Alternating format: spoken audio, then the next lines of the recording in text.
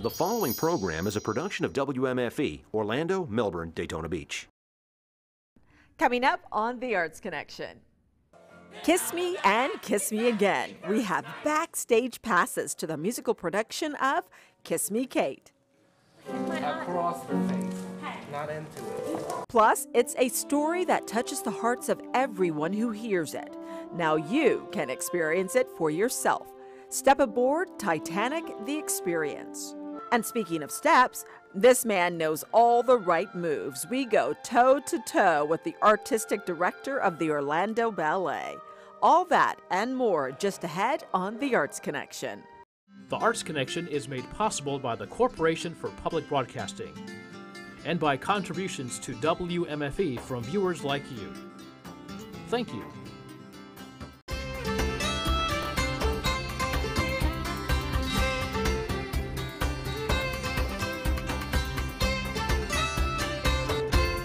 Hello and welcome to The Arts Connection, your program about all things creative here in Central Florida. I'm Secily Wilson, and this week we're joining you from the Orlando Shakespeare Theatre, where it's celebrating its 20th anniversary season, and we're going behind the scenes with the cast and crew as they get ready for their season ahead. But first, we're going on set during rehearsals of its season opener to learn more about a success story, not just for Orlando Shakes, but for one local couple. Get out of the hat, it's that big first night.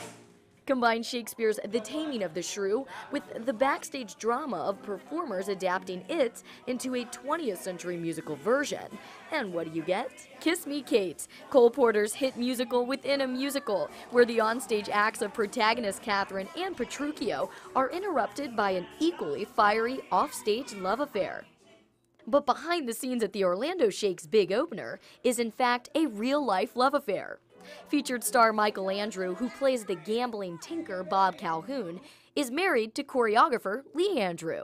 Well, my wife is choreographing the show, and it's a good thing because I'm not a dancer very much, so. You get extra practice. She helps me. Yeah. She helps me keep up with the real dancers. And they work amazingly well together. Yeah, I don't know. They're kind of like Catherine and Petruchio too. I know that they go home at night and work. You know, she works his tail off, I'm sure. And he's right. Like the premise of Kiss Me, Kate, their lives on stage parallel their lives off stage. It's all shop for this Orlando couple. We practice at home. She would practice the things on me, you know, when she was I started working with out. Michael early. Can you do this? Oh, good. I'm going to use that. Good, then I'll use that. If you can do that, then everybody. No, I'm just kidding. That's about right. But there's some great dancers in the show.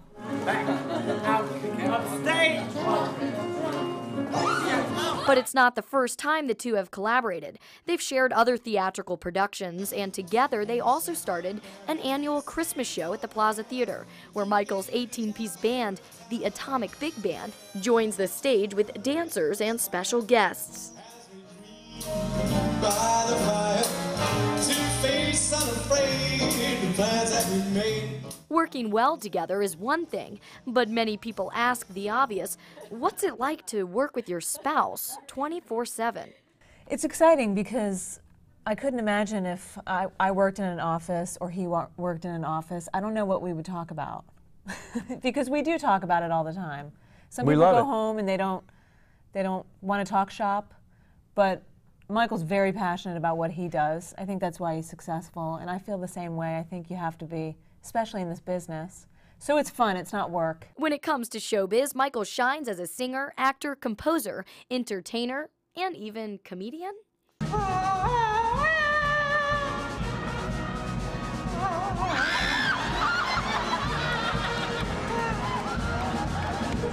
But local audiences probably know him best as a big band leader who surfaced in Orlando in the 90s with his swing revival band, Swingerhead.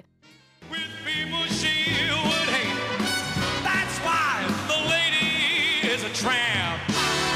Before forming Swingerhead, Andrew's big break came in the early 90s as the headline band leader and singer for the world-famous Rainbow Room, atop Rockefeller Center in New York City. From there, he played at Merv Griffin's A-list Coconut Club in Los Angeles. Michael Andrew and the Coconut Club Orchestra, and they're fantastic, and so is Michael. He's one of the great singers of all time. His charisma on stage has created quite a buzz with A-listers and the press. So what keeps this star so tied to Orlando? It's a destination where corporations go and they always need entertainment for their galas and their functions. And that really helps pay the bills. So those are jobs that I do a lot with my band. So I've really hit it from two directions here. And the city has been great for me. Andrew has become involved in many local shows with Shakespeare Theatre, Mad Cow Theatre, Orlando Opera, and the Orlando Philharmonic. But being local doesn't keep him from his latest pet project, a Broadway-bound musical version of The Nutty Professor. Both he and his idol Jerry Lewis are developing it together. I'm very proud of him. He's going to be a tremendous big star. He has agreed to collaborate with me and a team of Broadway people to develop the show. And I seem to have found a niche for myself. For Lee, her niche has always been dance and choreography. I'm kind of a pop girl. I love the new shows. I like the old shows too, but I really like theater, jazz. Tap I love. Her experience covers the globe. She performed in the national tour of Smokey Joe's Cafe with regional credits in the Can-Can and Damn Yankees. She found that she has an understanding, a great way of communicating ideas and utilizing ideas that she's seen or thought of and communicating those ideas to people.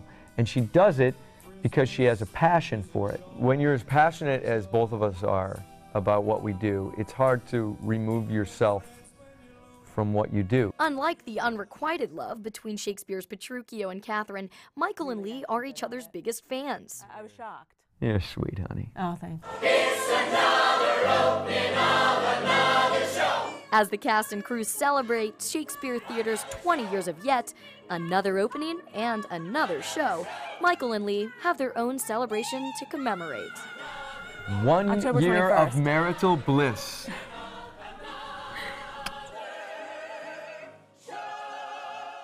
And of course, we wish them many more. And you know what? 20 years is a pretty good track record, too. And that's exactly what the Orlando Shakespeare Theatre is celebrating. And they have come a long way from 20 years ago when they were literally an outdoor theater. Joining me now is the artistic director, Jim Helsinger. And Jim, I understand that the theater's first seasons actually began outdoors at the amphitheater at Lake Eola. That's right. We were the first event to officially take place in the Walt Disney World Amphitheater in Lake Eola in November 1989, in the coldest, wettest, rainiest November known to man, as I understand it. We got started. We did 12 performances and we had about 12,000 people come, and now we do a ton of shows and we have about 74,000 people. So we've grown a lot since then. And in 2001 you actually moved to this location. How has that changed for you? It has done everything. Now our costume shops are here, our set shops are here, our rehearsal halls, our administrative offices. Everything is all here, and now we can really grow into the regional theater that Orlando really wants and deserves. What a difference a location makes, right? Absolutely, absolutely. Not only did you find a home for yourselves, but you also found a home for the Orlando Philharmonic. One of the things that's been so great about having the theater here is it's much more than the theater. It's the John and Rita Lowndes Shakespeare Center, and it serves so many arts groups. We sublease to the Orlando Philharmonic so they can rehearse. They also perform here at the Margison Theater. We have many other groups that come and do rentals here, so we're not only serving ourselves as a theater, but incubating other arts groups throughout the area. Now give us the scoop here. We want to know what's in store for the upcoming season. Our 20th anniversary season is ongoing right now. This is the last week of Kiss Me Kate, the musical version of Taming of the Shrew. Next week we open The Glass Menagerie, our first production of a Tennessee Williams classic. And then after that is coming If You Give a Moose a Muffin, our sequel to If You Give a Mouse a Cookie. And kids just love it. We extended and sold out the last one, and I think that's going to happen again with this one. It's so cute too. I love that one. Can't wait to see it. So there's a lot of exciting things to hear and see. If you can, come on down. And again, Jim, thank you for sharing your time and hosting us today. Pleasure to talk to you. Absolutely. Well, along with all of the other things going on here at the Orlando Shakespeare Theatre, there's also a summer camp for students. Now, I know you're saying, says, hey, it's a little too early to start thinking about summer plans, but this summer camp has a lasting impact, and it's called Shakespeare with Heart, and its name serves its purpose. Kristen Kenney caught up with some of the campers during the summer and has the story. 19-year-old William Haworth loves the limelight, but you wouldn't have guessed so 2 years ago. He was a pretty quiet guy. I didn't notice a lot of social interactions from William. This year, you would not know William. He walks in with the confidence of somebody who's been acting for years. And he's funny and he's endearing. Well, I roar like this. William has Down syndrome, and he's one of 20 teens who are a part of the Shakespeare with Heart program, a 10-day summer camp that brings children with and without disabilities together on stage. Kindness, sir. Draw on my side. Notable pirate, now saltwater thief, what foolish boldness. Everybody wants to help people with special needs, but we don't always understand that it's not necessarily about helping people. It's just about allowing people to be a part of who we are and what we're doing. Hines, an associate professor in family education, was inspired to start the program by a disabled child of one of her students. And through perseverance, she pulled together a partnership with UCF, the United Cerebral Palsy of Central Florida, and the Shakespeare Theatre to help inspire these young performers through Shakespeare. Mistress Mary, if you have prized my latest paper than anything more than contempt. Students, disabled or not, spend 10 days memorizing some of the most complicated Shakespearean text before presenting it to an audience of friends, family, and the public at the Lounge Shakespeare Theatre. Mr. Toby, my lady prays you to have a care of him. Oh, does she now?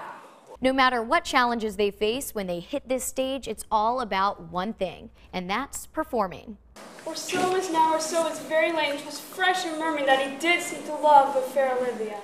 Sometimes I'm really shy, but not on stage because I feel like I can do anything. In this summer production, 17-year-old Brittany Cohen played 3 parts. Playing Valentine, Captain, and Priest. She's come from this quiet, timid girl to this girl who just walks in the room, hugs everyone, and is all about getting her chance to show the world what she can do. Mary Angela Pagan has been a volunteer with the camp since its beginnings 3 years ago and takes joy in seeing this group of actors in the spotlight.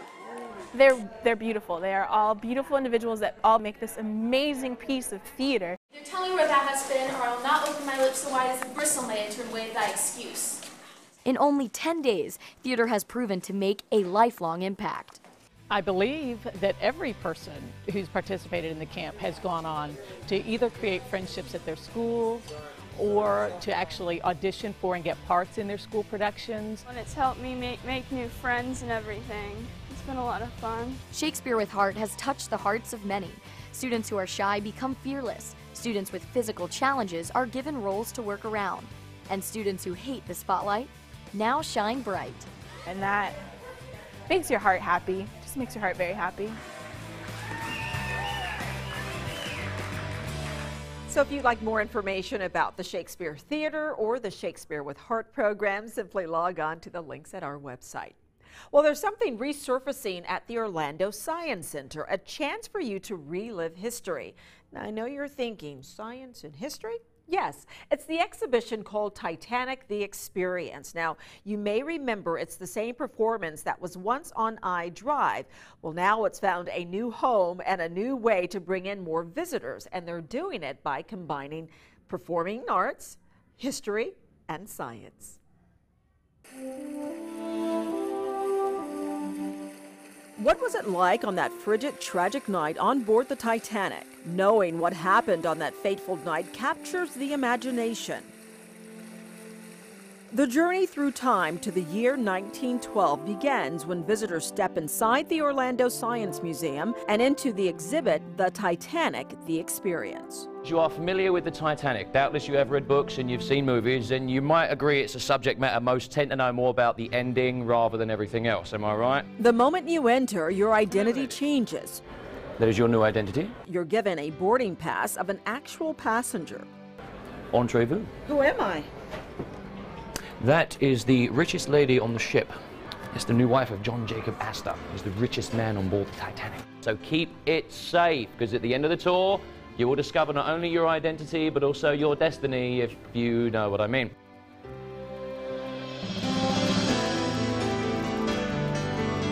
What this exhibition does is remind people of the historical significance of not even the sinking, but the historical significance of what Titanic meant at that time when it launched, what it meant to our society, to our culture. It was an immense technological achievement. Jeff Stanford, director of the Science Museum, says this exhibition is an expert blend of history, theater, science, and storytelling. Because the Orlando Science Center is about experiences. It's about bringing science to life. And Titanic, the experience, brings the story of the Titanic to life. Actor Joe Zimmer portrays Hugh McElroy, the ship's chief purser. He leads curious visitors through the experience. From there, we're going to take you right down to Southampton. We're going to go for sailing day, and then onto the ship to take a look at the most marvelous liner ever built. Suddenly, you're transported to Southampton, England, where the ship launched from on April 10th. And as you move from space to space, you're immersed into authentic recreations of Titanic rooms like the loading dock, the deck, the ship's veranda cafe. This room we're in, the veranda cafe, some people walk through, they don't realize there was a 300-page book of specifications for Titanic. Every little detail was in that book. Everything, right down to where the wood was going to be cut, right? We used that to create this. And the signature grand staircase. Every detail was meticulously handcrafted. You see this right here? That's a White Star button. That's on my coat. Would you notice that if you were just coming through? Probably not. But that's how detailed we get. If one person notices it, it was worth doing. You know what I'm saying? And the details, the attention to details is what makes this something special. But ultimately, the Titanic experience is about its human stories. Its 705 survivors and the 1,523 who lost their lives. Steven Stanger portrays Robert Knight, the ship's lead engineer. We're probably the first Titanic exhibition to actually do it from the people perspective rather than ship hits iceberg and sinks. This is actually what happened to the people on board the ship. Not only is this history, but a way to bring it alive through performance arts. Come on in. A craft each one takes very seriously. Research that we've done, research we do on a constant basis. We've read probably more Titanic books and looked at more Titanic information than anybody that does it for a hobby. So it keeps it fresh for us to communicate different things to different people. The arts, theater, acting, magic, dance, whatever you want to call it, combined with teaching, oh my, that's a wonderful thing. It's a very personal connection between the guide and the guest that not only gives visitors a sense of what the ship was like, but the reality of how cold the water was the night the Titanic sank. The movie, for example, you have the heart of the ocean, right? Well, that didn't really exist. But what did exist were the real things that were on board the ship that were as valuable, if not more valuable, than something like that heart of the ocean. Titanic, the blockbuster hit, left moviegoers in awe. Titanic, the experience, makes the tragedy and the people affected by it real to visitors. Most people, when they walk out of Titanic, the experience, say, it was like being on the ship. As for my passenger, Mrs. Astor, did she survive the sinking? Well, you'll find out when you find the name among those on the wall of the lost and saved. There we are. There she is right there.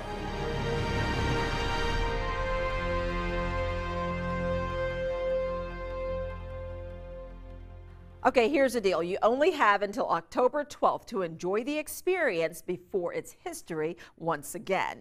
And you can also enjoy a great new performance by the Orlando Ballet Company. The season opener of Don Quixote is underway, but it's what happens at the end of the season that's bittersweet. The company's point man, artistic director Bruce Marks, is moving on, but not before giving them a season to remember.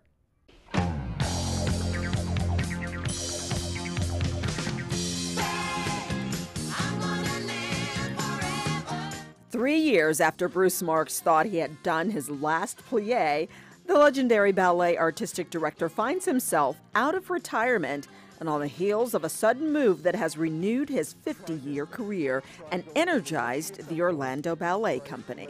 I never thought I'd be directing again. I certainly never thought I'd be directing in Orlando, Florida. It's been an incredible adventure. One that began tragically with the untimely passing of former director Fernando Pajones. I did what anybody would do. I called here. I was living in South Florida, retired essentially doing consulting, called and said, is there anything I can do? I didn't really mean direct the company, But I came here and I fell in love. The feeling was mutual. Just weeks after accepting Marks's offer to fill in while they searched for a replacement, the company asked him to stay. You have to understand that Bajones attracted wonderful dancers who wanted to come and work with him. That's what I inherited. And now we've taken this, I think, to the next level, as will the next director, I'm sure. A mighty pair of shoes to fill, according to a student. We've been through a lot of changes over the years. It's hard for me to imagine. You know, we had Fernando Bajones and now we have Bruce Marks. I mean, who can you bring in that's going to equal these great talents, you know? Jessica Sibley has been with the company for 15 years. She had dreams of studying under Marks for just as long. Well, I grew up in Massachusetts, and Mr. Marks, when I was a child, was the artistic director of the Boston Ballet.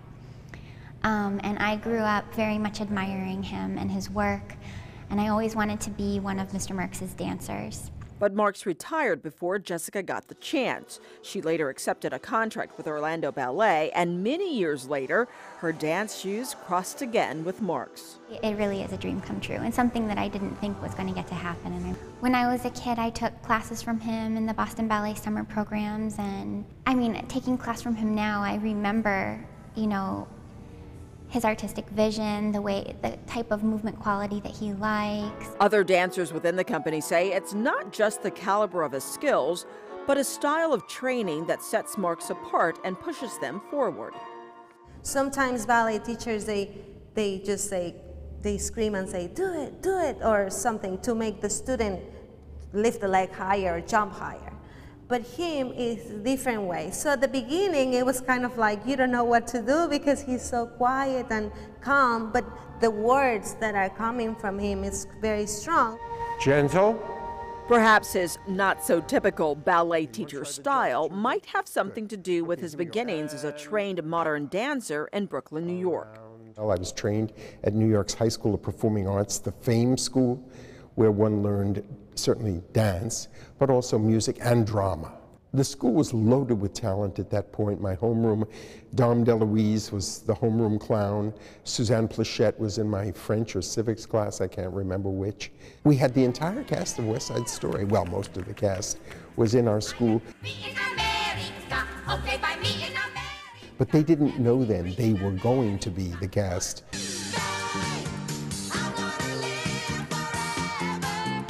Marks, 72, has spent most of his life as a professional dancer, performing nationally and internationally with no regrets. No regrets. Imagine a truck driver's son from Brooklyn who has had the chance to do command performances for the kings and queens of Europe, who's danced alone on the stage of the Bolshoi in Moscow, the Kirov or Mariinsky Theater in St. Petersburg. I've danced alone on the stage of the Metropolitan Opera House in New York. How is that possible? And these days, his agility and step are evidence that a life of dance has been good to him. I can say to everyone the secret of longevity and a good life is to keep moving. Dance, yoga. I teach the company, I choreograph, I direct. I don't think so. I'm doing what I'm supposed to do. I'm giving the information to the next generation. The next generation of dancers like Brooklyn Mac. I definitely think that he's helped in taking me to another level. Since I've been here, I've watched the repertoire grow. I've watched every dancer grow. Every dancer that he's touched has become a better artist at the very least. That's due in part to his philosophy. That's something that Mr. Marks always says. This company can only get better Unless if every dancer in the company gets better, the company can't get better. Mark says that's his mission before he leaves on May 15th, his final curtain call with the Orlando Ballet Company. If I've given them something, if I've given them something to remember, and if I've given them evenings that surprise them, then I know I've done my job. Now, the show isn't completely over for Marks at the end of the season. He plans on opening an institute for the training of artistic directors for repertory dance companies at the University of South Carolina in August of 2009. So until then, you can still catch all of the performances on stage. Don Quixote runs through Sunday, October 12th. And for a list of all other performances, simply log on to our website. Well, that wraps it for us here at the Orlando Shakespeare Theatre. We certainly hope you have enjoyed our program. Please listen up for us on the radio. That's 90.7 FM for the Arts Connection Minute, weekdays at 9:59 a.m. And don't forget to check us out on the web. You'll find our podcast there, as well as information for the stories you've just seen. You'll also find the Arts Connection blog with lots of information about events and happenings right here in Central Florida. And you can also send us your ideas there. Again, that's WMFE.org/arts. All right, thanks for watching. We'll see you next time. Bye.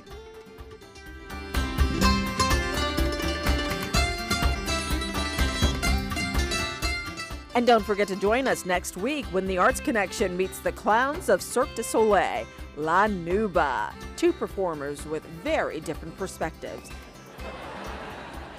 And we find out who takes the cake when it comes to creative baking. People don't believe that it's really cake until we cut it up and serve it. That and much more in the weeks ahead as we continue our all-new season of The Arts Connection.